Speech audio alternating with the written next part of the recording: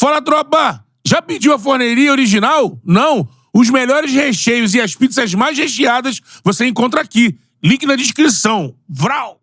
Pra começar, a gente já tava trocando ideia fora do ar, assim, a galera conhece muito você no ar, né? Agora, eu, por exemplo, não sabia que tu era de Niterói, só porque a minha mãe te encontrou. Como é que você começa no jornalismo? Tu é um cara de Niterói, aí, pô, quem que você... Ah, pô, esse profissional aqui, pô, eu me amarro em ouvir, escutar. Referência. Como é que foi tu entrar no jornalismo, cara? Na verdade, assim, eu sempre quis ser jornalista, né? Mas, sempre? Desde 9, 10 anos de idade, eu queria trabalhar como repórter. Eu queria ser repórter de campo, né? Eu queria ser o Apolinho, eu queria ser o Kleber Leite, o Ronaldo Castro, o Denis Menezes, eu queria ser aqueles caras. Danilo Bahia, Wilson Ricardo. Esses caras que eu via quando criança, né? É uma época que você não tinha TV a cabo, você ouvia o rádio era muito forte, né? Domingo, meio-dia, Rádio Globo. Isso antes do Enquanto a Bola Não Rola, que veio depois, mas depois também nessa fase, muito mais. E aí segui com essa ideia adiante. Não conhecia nenhum jornalista, mas aí segui, termina o segundo grau, vai para a faculdade e sai batalhando para chegar onde você pretende, né? Mas tu não foi repórter de campo? Não, acabou que eu não fui repórter de campo. Foi pro jornal? Na verdade, assim, o primeiro lugar que eu trabalhei foi uma revista chamada Portos e Navios, uma revista de navegação marinha mercante. E depois... Era oportunidade de estagiário mesmo. Aí depois... E foi bom que eu tive, assim, primeiras experiências, assim... Você fica muito cru na faculdade, você não sabe nada, praticamente. Você tem só alguma ideia teórica, né? E ali, assim, eu fiz revisão, fiz texto, apurei algumas coisas, então comecei já a ter uma ideia. Depois eu consegui um estágio na Rádio Tupi, no jornalismo, não no esporte. Férez? Com Férez, Roberto Férez. Caraca! Era o chefe. Roberto Férez. Ele ficou muitos anos lá, né? Muito. E aí você começa fazendo ronda, né, ligando. Na época era muito comum, né? Você liga para a delegacia, você liga para a Secretaria de Saúde, você liga para os bombeiros, Defesa Civil, para saber se aconteceu alguma coisa. Depois começou a mandar ir para a rua. Eu comecei a fazer matéria na rua. Mas era uma época que você já estava próximo, por trabalhar no Tupi, tinha equipe de esporte, você estava ali. Isso, mas não aconteceu. Aí, só que o estágio na Rádio Tupi ele tinha um prazo específico e não podia ser renovado. Aí foram 6 meses. Bem, aí terminou o estágio e tal. Eu estava fazendo paralelamente um estágio na Petrobras, eu fazia 2 estágios. Petrobras de manhã, Tupi à tarde, faculdade à noite. Eu estudava na faixa, ali na Ilha Alonso, em Botafogo. E morando em Niterói. Tudo longe, né? Aí depois eu consegui um estágio na Rádio Globo. Eu fiz um teste, né? Uma colega minha de faculdade me alertou, olha, tá rolando teste lá para a Rádio Globo para repórter. Aí eu fui e fiz o teste. Só que o cara gostou do texto e me colocou como redator. Eu virei redator das FMs, que era 98 FM, que era a maior audiência do Rio de Janeiro, e Globo FM, que na época era uma rádio nova, ela tinha sido repaginada, era uma programação mais AB, assim, um tipo de música mais, digamos assim, não tão popular, né? JBFM. Nessa linha. 1, nessa linha. Até tinha uma programação bem legal, a Globo FM. E aí eu comecei ali como redator e segui. Aí depois você começa também a escrever para o Globo no Ar, especialmente no final de semana e tal. E eu fiquei lá na Rádio Globo como redator. E também não passei para o esporte, né? Aí depois eu fui para o Jornal Globo. Aí fiquei um tempo até nos 2. Aí depois eu saí, fiquei só no Globo.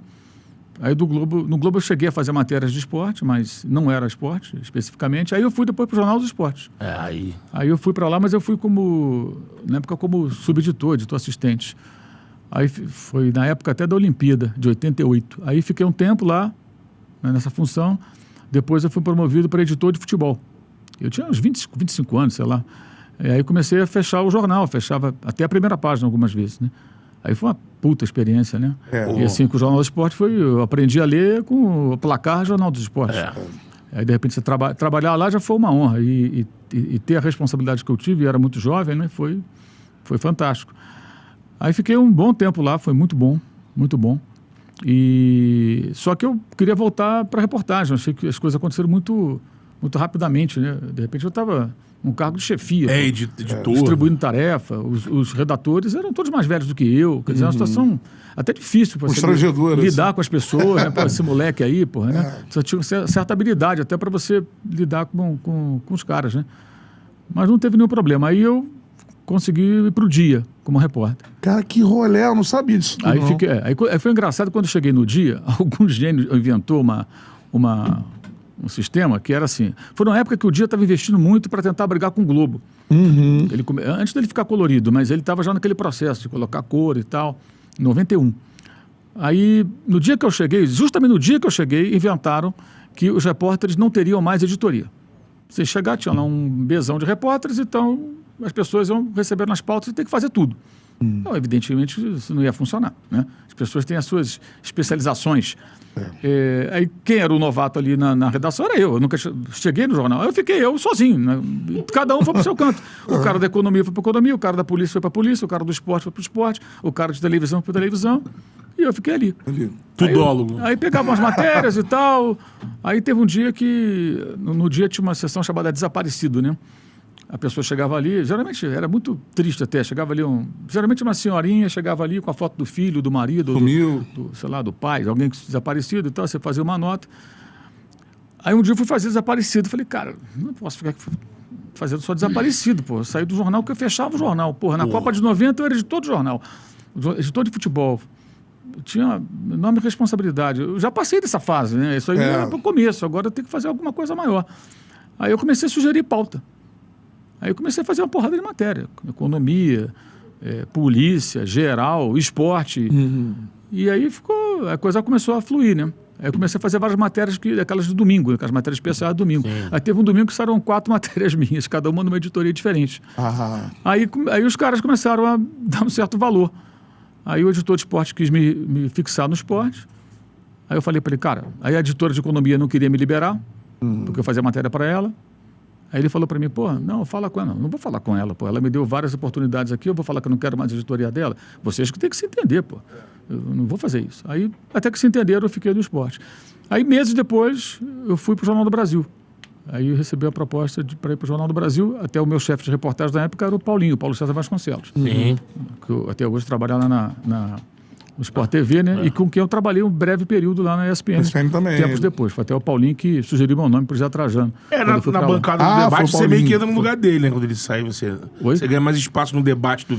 Não, é bem depois. Ele demora. Isso é bem depois, porque o Paulinho ficou meses lá no período que eu estava na ESPN. Eu cheguei em 2004, ele ficou meses, logo depois ele foi para o Sport TV, acabou saindo. É o linha de passe sem aquele primeira fase, que era o Milton Leite, o Paulo César Vasconcelos, o Antero, né? Que nem o Milton Leite, eu não trabalhei com o Milton. O Milton estava saindo, eu estava chegando.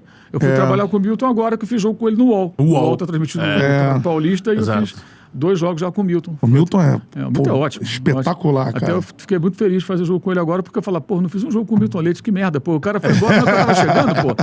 Aí agora eu tive a oportunidade de fazer jogo com ele, fiquei bem feliz, porque eu acho ele dos melhores narradores. Mas você se imaginava um dia, assim, porque você tava fazendo a trajetória e quem trabalhou no jornalismo antes, agora tá muito mudado, né, pra molecada, porque os jornais perderam circulação, espaço e equipe, né? Não, tá bizarro, porque não tem jornal pra fazer, não tem as rádios perereca, que a galera que queria trabalhar em rádio aprendia até chegar numa rádio grande e dava oportunidade, né? Assim, mas a sua trajetória é de um cara de texto. Sim. Você se imaginava, hoje você é um cara de vídeo, né? Assim, você imaginava nessa função, era uma parada que você não queria fazer, ou enfim... A certa altura eu não pensava nisso, né? No início eu queria ser o cara do microfone, queria ser o repórter de campo. Né? Mas na rádio? De rádio. No rádio. Que era... Tô falando anos 70, né? Quando eu era criança. É auge era de ouro do rádio. Exato, eu sonhava com aquilo, claro, né? Mas depois as coisas... Assim, tem uma coisa que é importante, que assim, quando eu desejo ser jornalista, é por conta da minha paixão pelo futebol, né? E pela minha admiração pelo trabalho dos caras no rádio. Os caras que eu ouvia todo dia. Então, eu achava aquilo o máximo. Eu ia para o Maracanã com meu pai e ficava prestando atenção, uns repórteres também, não só do jogo. E ficava vendo ali, o Apolinho está atrás do gol, aquele ali é o Denis, ele é o Ronaldo Castro tá ali, o Kleber. O Kleber era um ótimo repórter de rádio, né? Não foi bom presidente do Flamengo, mas foi ótimo repórter. Aí o Kleber Leite e os outros caras. Para muitos foi até o Apolinho, porque o Apolinho depois ele vira mais notório sendo comentarista. Sim. Como repórter, acho que muitos tratam o Kleber como o maior repórter da história. E o Apolinho do rádio, né? é Apolinho por causa do equipamento que ele usava, né? Isso, que era foguete, o Apolo e tal. Diziam que era igual dos astronautas. Aí apelidaram o equipamento de Apolinho, ele foi o primeiro a usar, aí virou o Apolinho Washington Rodrigues, né? Mas até acho que muita gente não sabe disso, porque que ele era Apolinho. Agora... E o Apolo vira comentarista do movimento do Zé Carlos, né? Ele vai para a Rádio Nacional. No lugar do no lugar do Luiz Mendes, né? Sim. Que deixa de comentar com... Sim. O Luiz E aí- Mendes fica na Rádio Globo, o Zé Carlos monta É, a o Zé Carlos fala, nacional. Washington, você pode ocupar esse lugar. O Washington É o seu maior- grande ídolo na profissão? Eu acho o Washington Rodrigues o maior comunicador do rádio. Assim, não do esporte, do rádio, disparado. Ele era genial, o Apolinho era genial. Ele... Só de expressões que inventou, né? Que pô, a gente nem sabe. Geraldino, Arquibaldo, Murilo, Ripa na Chulipa, Mais Feliz que Pinto no No lixo. lixo, Tudo é dele. Tudo isso é dele. E eu falo muita coisa, eu até dou o crédito. O pessoal fala assim, não, o Mauro César fala cuspindo na abelha africana. Não foi eu que falo. Quem falava é o Apolinho. E eu falei para ele uma vez, falei, Apolinho... Cuspindo na abelha africana. Eu uso as suas expressões, mas eu dou crédito. Ele fala, não, mas é para usar mesmo. Eu criei para vocês usarem. Eu falei, mas eu faço questão de sempre ressaltar. Sempre que eu posso, eu ressalto. Você fala mesmo. Eu você falo, dá o crédito. não foi eu que inventei. Quem dera eu tivesse essa criatividade, eu seria um gênio. Pô, ele era um gênio da comunicação. E eu escutava, sábado para domingo tinha um show da madrugada. Meu pai disse que isso era fantástico. Era bom né? pra caralho. Porque assim, na madrugada, aí o Apolinho, ele podia falar o que ele quisesse. Tem amarra, Aí, Brandão, né? Aí começou o Alberto Brandão. O Alberto Brandão, ele fazia o show da madrugada. Ele era um repórter que rodava o Rio de Janeiro. Aí ele chamava... De madrugada? De madrugada, sábado pra E se domingo, né? enfiava em cada lugar. O bicho pegando. Aí ele chamava de algum ponto da cidade, Alberto Brandão. Aí ele lançou o slogan, né? O repórter Sabonete, ele passa em cada lugar. Onde você tá, Brandão? Aí entra aqui em Belfort Roxo, homem assassinado, 18 tiros. É só Crivados de só bala. desgraça, Só desgraça. só coisa ruim. E ele conseguia fazer com aquilo de uma forma que, por mais bizarro que seja... Era engraçado. Era até engraçado, assim. Não a situação, claro, mas Sim. como o Apolinho encaminhava Colocava aquilo. figuraças no ar, né? Botava, cara, os Na telefonemas, madrugada. entravam as figuras no ar. Eu lembro de uma vez, ele ligou pro Orlando Lelé, que era lateral direito do Vasco. Eu sempre lembro disso. Até um amigo meu, Sagui, até hoje ele fala isso quando a gente conta. Aí o Orlando estava jogando carta, estava já meio calibrado, aí rola uma conversa surreal. O Apolinho era muito bom. O Apolinho era um dos meus ídolos, né? Assim, no rádio, né? Como comentarista, acho que o melhor de todos foi o João Saldanha, acho que é incomparável, né? E o meu narrador favorito era o Dalcei Camargo. Pô, que maneiro. E o Dalcei Camargo, eu tive uma sorte muito grande em 93, que eu estava no JB, e eu fui cobrir o Flamengo jogando na Colômbia, Libertadores. Na época eram 4 times, né, na fase de grupos, 2 de cada país. E aí, perdão, geralmente eles faziam o quê? Eles jogavam os 2 jogos fora de uma vez só para facilitar a logística. Aí o Flamengo sai do Rio, joga em Cali, com a América, perde, aí depois joga em Medellín. E era uma época até meio pesada, que tinha ainda 93, ainda tinha o Escobar, ainda tinha o cartel de Medellín, cartel de Cali. Eu lembro que quando nós chegamos no aeroporto de Bogotá para fazer conexão, na televisão que estava passando, tinha explodido uma bomba em Bogotá, um atentado, tinha não sei quantos mortos, e aquela tensão, né? Esperando o avião para ir para Cali, depois para Medellín e depois para voltar. E aí, na época, o jornal ele não reservava o hotel, ele deixava a seu critério, pagava a despesa, dava o dinheiro, os dólares, né, você se virava. Aí, quando chegamos lá, no hotel que o Flamengo foi hospedado, não tinha reserva nada. Aí estava eu, o Elcio Venâncio, que era o repórter, e o Dalcei. Não foi comentarista da Rádio Globo na época, né? O Dalcei estava na Globo. Foi o repórter e o narrador. O comentarista ficaria no Rio de Janeiro. E eu pelo Jornal do Brasil. Aí chegamos lá e tal, tem um quarto muito grande aqui, tem 3 camas e tudo, aí a gente rachou aquele quarto. E aí eu passei a conviver muito ali com o Dalcei, né? E ele contava cada história. Assim, eu não imaginava que ele fosse uma pessoa tão divertida. As histórias que ele contava do Eu não tive a honra de conhecer o do Dalcei, Valdir assim, Amaral. Só de Nossa. ouvir. Ouvi um pouquinho. Era também. maravilhoso, ele tinha muita história. E na volta, a gente pegou... Aí o Flamengo perde para o América, depois ganha do Atlético Nacional, até um gol do Renato, numa falha do Iguita, tenta driblar, ele faz o gol. E a gente volta já no sábado de carnaval, estamos no voo voltando para o Rio. E aí eu vim sentado ao lado do Dalcei, ele contando as histórias.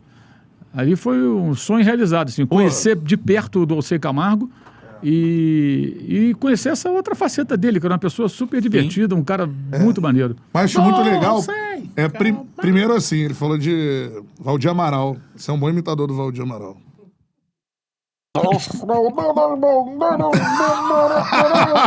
Tá embaixo na rádio do Vasco.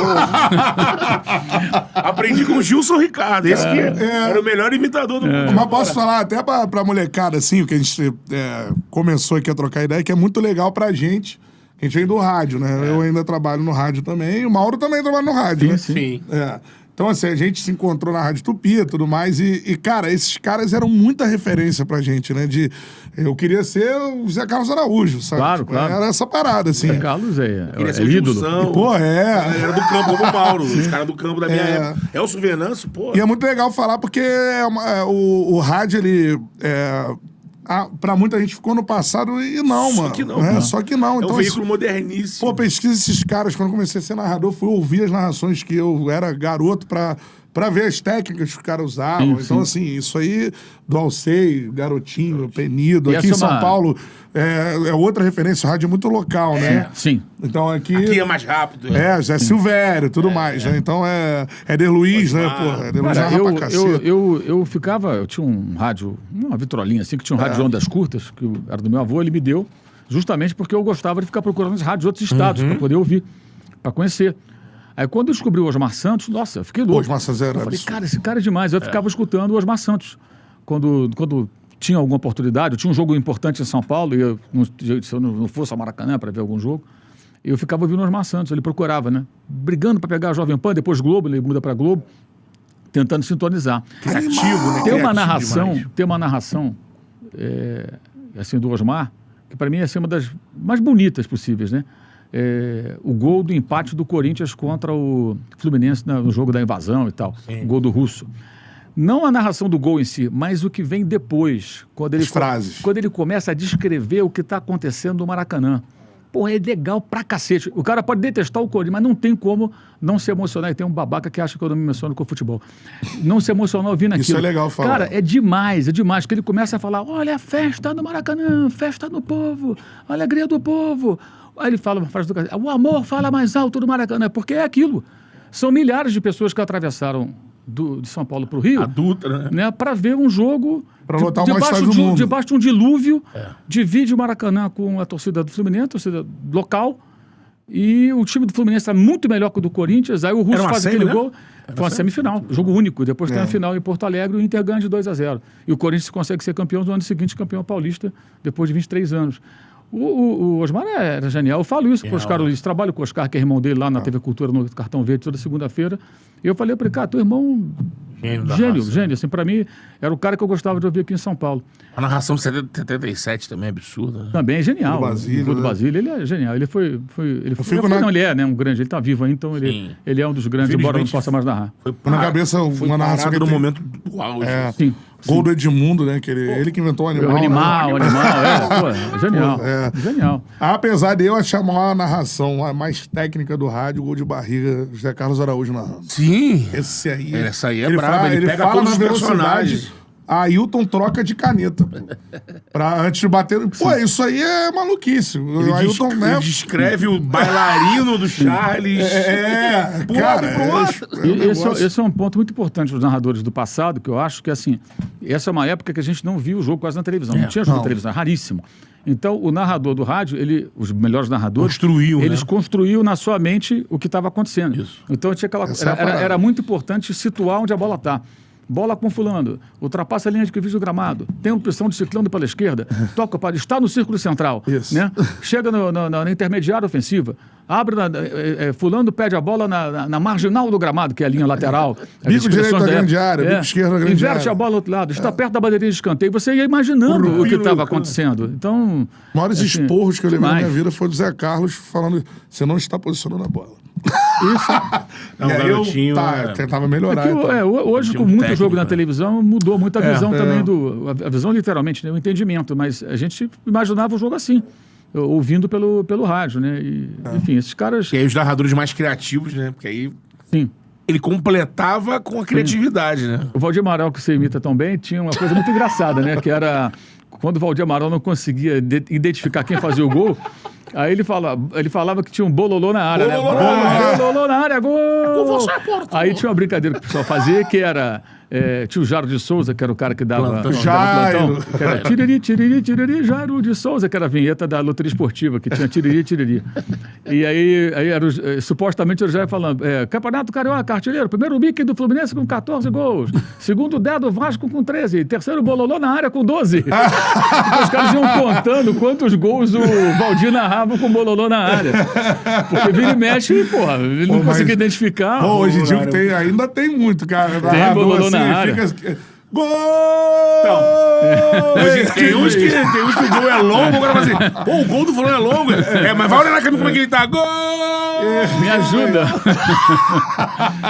E Agora, o Valdir também mandava, quando o Porto fazia a ponta dos pontos, né? Antônio Aí eu, Porto. Porto, o que você viu? O mesmo que você, Valdir.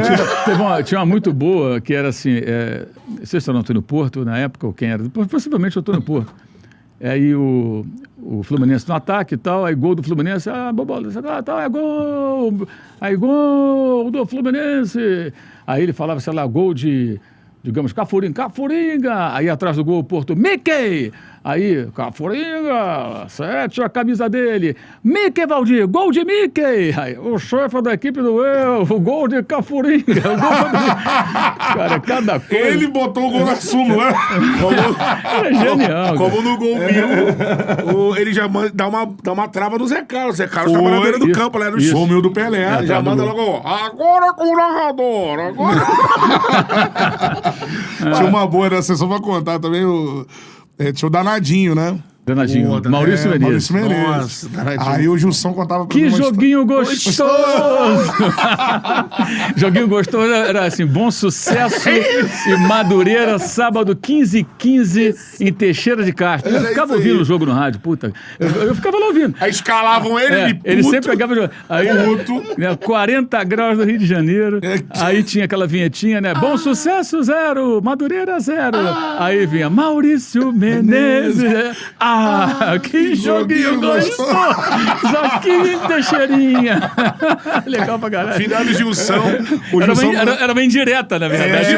Esse jogo que vocês me colocaram. puto com os caras naquele jogo. Os caras contam que essas escalas, os caras ficavam putos. O Gilson que falava que tava num jogo danadinho desses jogos assim, só que era com o time do Nordeste. Pô, desconhecidão, o Gilson Não. A história é a seguinte: o Dom Bosco. Era o Dom Bosco. De Brasília, que é o Brasília, time sim. formado pelos Bombeiros. bombeiros. Jogou pro Fluminense. Jogou no Fluminense na Série C. Aí, não era esse fazendo. jogo. Aí o Danadinho narrando assim. Falta pro Dom Bosco. Falta pro Dom Bosco. Que joguinho gostoso. Quem é que pega bem daí, Gilson? Sei lá, Danadinho, não cubro o Dom Bosco. Fala, Charludo! Gostou desse corte que você acabou de assistir? Se inscreve no canal aí, dá essa moral pro Charla aí. Vral!